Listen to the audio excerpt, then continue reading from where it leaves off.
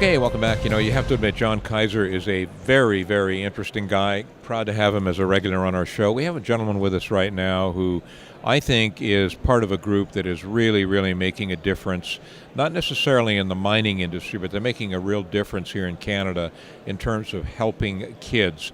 Jason Weber is involved with an organization called Mining for Miracles, basically raising money for children's hospitals. Yeah, exactly. And thanks, Al. We raise money here for BC Children's Hospital, located here in Vancouver. And although it's located in Vancouver, it's really children from British Columbia, the Yukon, and Western Canada that really benefit from the care that they get at this hospital. So it's really a great cause for the mining industry to get behind and be a big part of.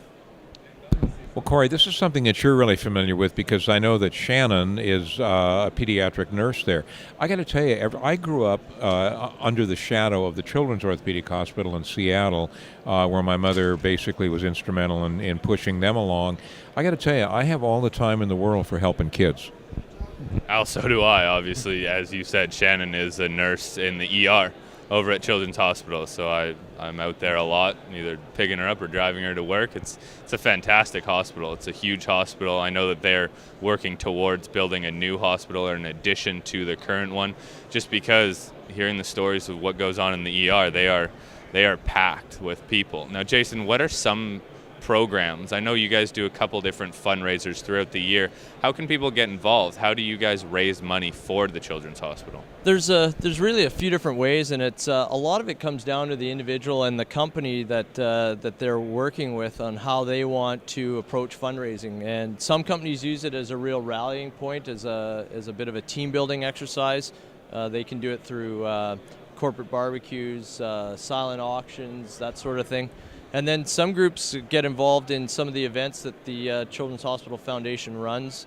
And then Mining for Miracles, we have our own events that we run on top of that. Two in particular that are big parts of what we do are the Tech Celebrity Pie Throw that's held during Mining Week here in BC, which is a big fundraiser for us. And then a fishing tournament up in on Vancouver Island called Hooked on Miracles, which is another big fundraiser for us. So I think the big key, though, is for a lot of our groups is fun, being involved in the fundraising we do.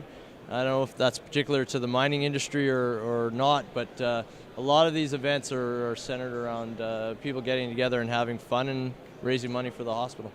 I think another key point about Mining for Miracles is there isn't a whole lot of overhead. So a lot of the money that is raised, vast majority of that goes directly to the hospital, correct?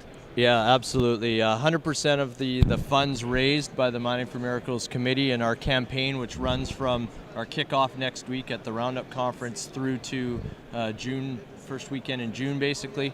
100% of those funds go to the Children's Hospital Foundation.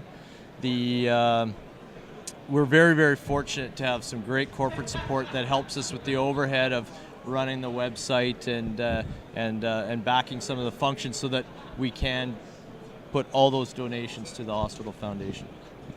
You know, I've got a pretty good idea, having been involved in fundraising work on a volunteer basis for probably the last 25 years of my life. I've got a pretty good idea of just how difficult it is oftentimes to raise money. But when you have an organization such as the BC Children's Hospital out there on Oak Street, when you have an organization like that is as high profile as you guys are, you're going to obviously naturally grow almost exponentially, and consequently fundraising, Jason's really important. Yeah, and you know the kinds of things we fund too. It's these are as we like to put it, the government funds a vanilla hospital, and we add the color to it. We add on top. So we'll pick something to fundraise for. Like currently, we're funding the construction and development of a biobank, and I make the analogy. This is for an exploration company, this would be their core library, you know, the drill core from projects all over the world that you can go back to and research from. Well, we're setting that up at the hospital through our fundraising. There's a team that'll put together a biobank of biological samples that researchers here in BC and across Canada can use in their research to find cures for diseases that affect kids, not just here, but around the world. And the fundraising for that is really important. Those are the kinds of things that really make BC Children's Hospital a world-class medical facility, and it's that just putting it over the top and getting that next level of care that, and it is so important, Jason, how much has Mining for Miracles managed to raise in the last year? Our goal last year was to raise 1.5 million in a market that was obviously a real challenge. We raised 1.6, and we'll announce our goal for next year at our kickoff next week.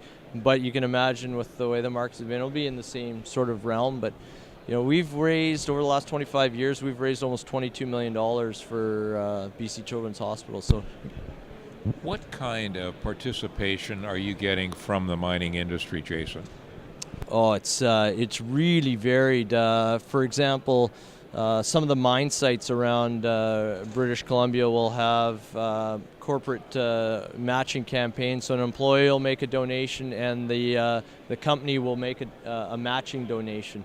We get groups that take part in the Tech Celebrity Pie Throw. So you'll get executives from the mining industry going around town soliciting donations for their pie, to see them get a pie in the face during mining week.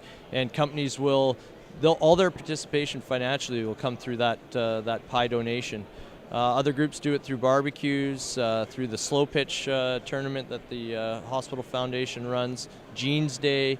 There's a wide variation in the way groups participate, but we have a very strong following.